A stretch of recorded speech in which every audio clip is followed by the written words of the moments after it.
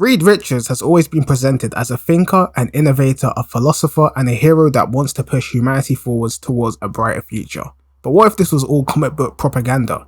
What if Marvel activated their Sharingan and used their genjutsu to distract us from the truth?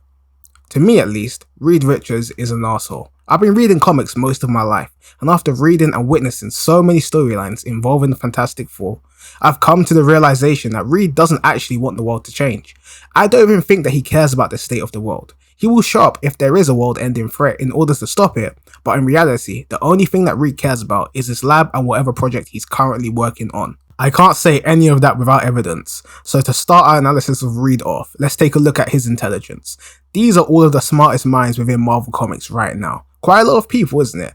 We have humans, regular humans of course, superhumans, mutants, and at some point in the future, I believe we'll see an Inhuman there as well. Where do you think Reed ranks out of all of these mental powerhouses? Is he number 2? Is he number 3? Is he number 4? He's number 1. That's right, Reed is the smartest being within Marvel Comics at this point, and it's been that way for quite a long time.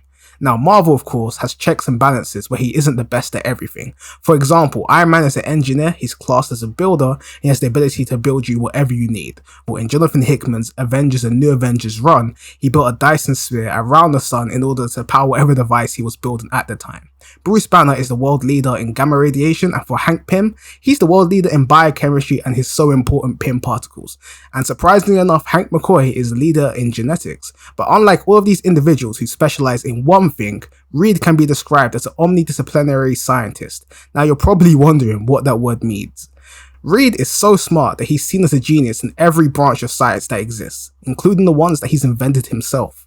Also, as a side note for anyone wondering, yes, I didn't mention the characters Moon Girl and Valeria Richards in this list, which is surprising since they are both substantially smarter than Reed himself.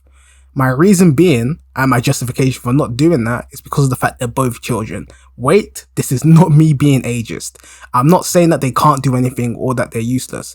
It's just, the fact is, from my experience from reading comics, they're not really taken as seriously as the other characters mentioned. When these characters do appear within Marvel Comics, a lot more time is wasted admiring their intelligence and their potential rather than allowing them to actually have any type of action or agency within the Marvel Universe. This isn't to say that they are useless though. If either of them got hold of maybe the Ultimate Nullifier, the Infinity Gauntlet, or some type of major artifact within the Marvel Universe, I'm pretty sure people will start listening real quick. Why am I mentioning this? This video isn't about the smartest minds in Marvel Comics and me ranking them. If it was, the title would be The Smartest Minds in Marvel Comics Ranked, of course.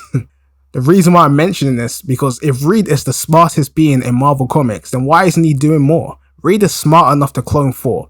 Thor is literally a god, but somehow cannot solve a thing as simple as world hunger within Earth. He's brilliant enough to build a portal to both heaven and hell, but somehow disease is still a thing. The man has conquered death, and yet people are still dying of cancer in the same city that he lives in. It just doesn't make sense. Reed is smart enough to cure every disease, to stop every war, and to feed every hungry person, but he simply chooses to mess around in this lab instead. What makes this worse is the fact that other variants of Reed have actually gone on to help their respective universes. Let's take a look at Reed Richards of Earth 8155. That Reed solved every problem in his reality. I'll say it again, every single problem. Whether it was hunger, disease, or wars, he created a utopia for every person that ever existed. The plan he used or came up with was known as the Solve Everything plan. And I'm pretty sure that our version of Reed has a copy of that plan somewhere within his lab, or he's thought up the idea himself, he just hasn't implemented it yet. Once again, why? We can also take a look at the Council of Reeds as an example of our own Reed's inadequacy. The Council of Reeds was formed by 3 variants of Reed Richards, each of whom had gained an Infinity Gauntlet from their own respective universe. After learning how to communicate with each other, they used their powers to create bridges that allowed access to the space in between universe. Very out there, I know. What does the space in between universes even mean? But blame Marvel Comics. Afterwards, they created a council hall in this space to meet up again and began working together to solve the scientific problem of everything but for the Marvel multiverse.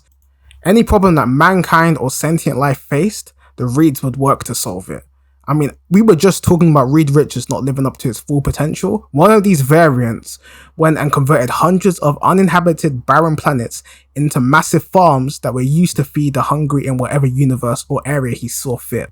And we have to be open and we can't be biased in this channel. So I will say there were drawbacks. To join the council, each read had to abandon their family, so their morals and viewpoints became slightly misguided over time. However, I believe that they had a net benefit on the multiverse and accomplished far more good than Reed did ever by himself.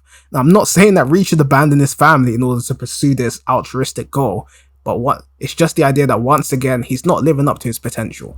The inability for Reed Richards' technology to ever have an impact on the modern world, and when I say modern world, I mean the Marvel Universe, is so well known that it's actually become a writing trope. This writing trope is known as Reed Richards is useless. Very funny, right? By the way, we're halfway through the video right now, and you still haven't subscribed. Why is that? I mean, the button's right there. Just push it. As well as that, push the like button as well. Help me spread the message to as many people as possible. Oh, you did it. You're great. Thank you. I love you.